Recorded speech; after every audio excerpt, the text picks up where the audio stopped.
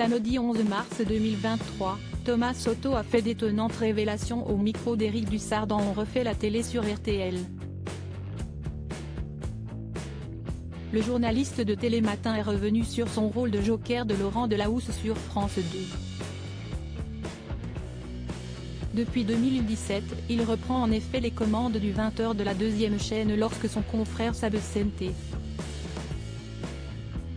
Mais ce n'est pas tout, il lui était également confié le magazine 20h30 le dimanche. Mais lors des dernières vacances de Laurent Delahousse, Thomas Soto n'a pas récupéré ce rendez-vous devenu incontournable. Ce qui a aiguisé la curiosité d'Éric Dussard. Pourquoi ce week-end-là vous n'avez pas également assuré, contrairement à d'habitude, la présentation de 20h30 le dimanche, le magazine du dimanche soir, a demandé ce dernier à son invité. Et pour Thomas Soto de révéler en toute transparence, si est quelque chose qui m'a surprise aussi pour tout vous dire. L'acolyte de Julia Vignali le matin a poursuivi, ça faisait 6 ans que ça se passait comme ça. Mais là, la règle a changé. Si je suis tout à fait honnête, je n'ai pas très bien compris pourquoi. Si est une décision de Laurent donc je l'accepte, mais je ne trouve pas ça hyper pertinent pour l'antenne.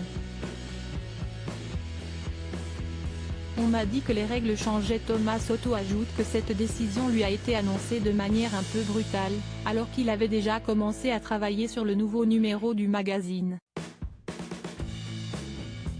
J'étais en train de préparer le 20h30 avec Stéphane Echer et on m'a dit que les règles changeaient. C'était quelques jours avant, a-t-il confié. Le présentateur affirme par ailleurs avoir eu une discussion avec Laurent Delahousse sans toutefois en révéler le contenu.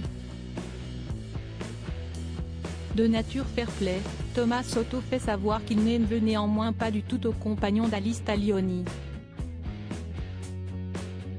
Je ne vais pas en faire un drame.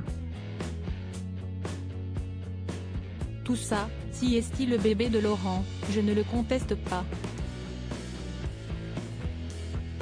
Si est lui qui au début m'avait dit de venir sur France 2 pour être son joker sur les 20h et les 20h30.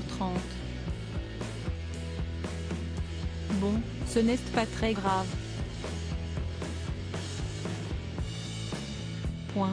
On m'a expliqué que c'était comme ça, je ne suis pas un mec à problème, a-t-il exprimé, reconnaissant tout de même être déçu de la tournure des choses, ça me manque de ne pas le faire, je le dis sincèrement.